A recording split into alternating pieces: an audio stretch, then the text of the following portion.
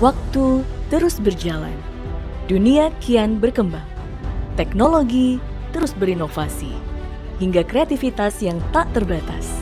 Semua itu tak luput dari peran sebuah pendidikan. Pendidikan berperan penting pada sumber daya manusia dalam menciptakan segalanya. Ruang dan waktu menjadi salah satu kendala dalam menempuhnya.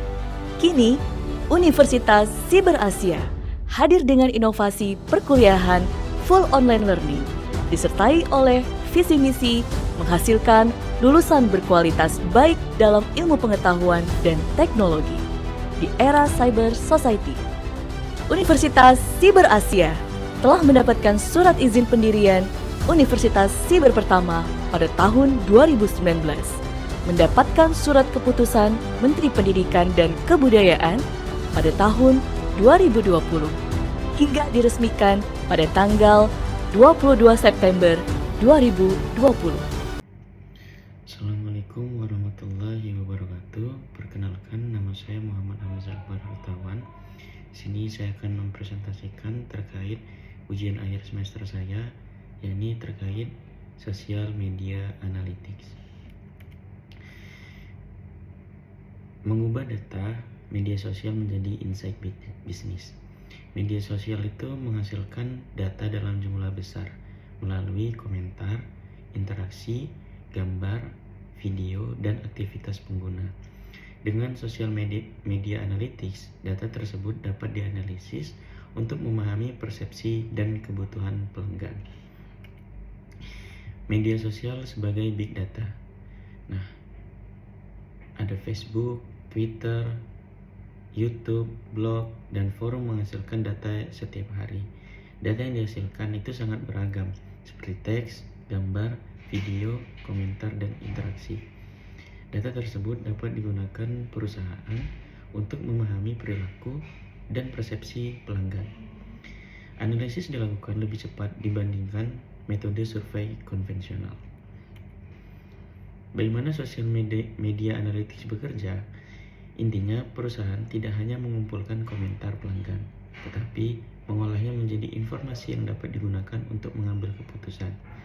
Jadi tahapannya adalah data media sosial itu dikumpulkan dan dianalisis, menemukan pola tren dan sentimen, kemudian mengumpulkan insight yang kemudian pada akhirnya dapat digunakan untuk menjadi keputusan bisnis. Kemudian saya akan menjelaskan terkait sentimen analisis. Yang pertama ada sentimen positif. Maknanya adalah pelanggan memberikan respons atau penilaian yang baik. Kemudian ada sentimen netral, di mana maknanya adalah informasi tidak menunjukkan kecenderungan positif atau negatif. Yang ketiga yaitu sentimen negatif, maknanya adalah keluhan atau ketidakpuasan pelanggan. Hasil analisis, yakni perusahaan dapat mengetahui bagaimana masyarakat memandang produk atau mereknya secara lebih cepat. Kemudian apa manfaatnya bagi perusahaan? Social media analytics membantu perusahaan untuk yang pertama, memahami persepsi pelanggan. Yang kedua, mengidentifikasi tren yang berkembang. Yang ketiga, mengukur efektivitas kampanye pemasaran. Yang keempat, meningkatkan pelayanan pelanggan. Dan yang terakhir, mengelola reputasi perusahaan. Namun, penggunaan data media sosial tetap harus memperhatikan etika, keamanan, dan privasi pengguna. Selanjutnya adalah karakteristik big data. Big data memiliki 3 karakteristik utama atau sering disingkat dengan 3V, yaitu volume, jumlah data yang sangat besar. Yang kedua, velocity atau data dihasilkan dan diproses dengan sangat cepat. Yang ketiga, variety, yakni data memiliki berbagai bentuk seperti teks, gambar, video, audio, dan data sensor. Big data dapat berasal dari media sosial, internet, perangkat mobile, cloud, dan berbagai sumber digital. Selanjutnya adalah big data dalam pemasaran. Pemanfaatan big data dalam pemasaran itu membantu perusahaan untuk yang pertama, memahami kebutuhan dan karakteristik pelanggan. Yang kedua, memprediksi perilaku pembelian konsumen. Yang ketiga, membuat personalized marketing sesuai minat pelanggan. Yang keempat, mengevaluasi efektivitas strategi pemasaran secara lebih cepat. Dan yang terakhir, meningkatkan kepuasan dan peluang penjualan.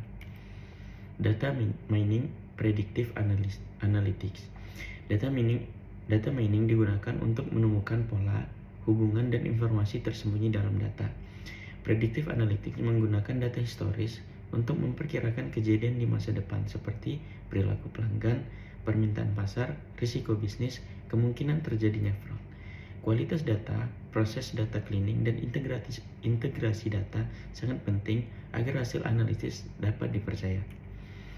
Penerapan Big Data. Big Data dapat diterapkan dalam berbagai sektor keuangan, yaitu untuk mendeteksi fraud, credit scoring, dan analisis transaksi. Kemudian juga dalam kesehatan bisa digunakan sebagai analisis kondisi pasien, prediksi risiko kesehatan, dan peningkatan kualitas pelayanan. Sedangkan di segi pemerintahan dapat digunakan untuk kebijakan berbasis data, peningkatan pelayanan publik, dan analisis transportasi dan kondisi masyarakat. Masa depan Big Data. Big Data akan semakin berkembang seiring dengan teknologi. Adanya AI, machine learning, cloud computing, dan perangkat pintar lainnya akan semakin meningkatkan teknologi.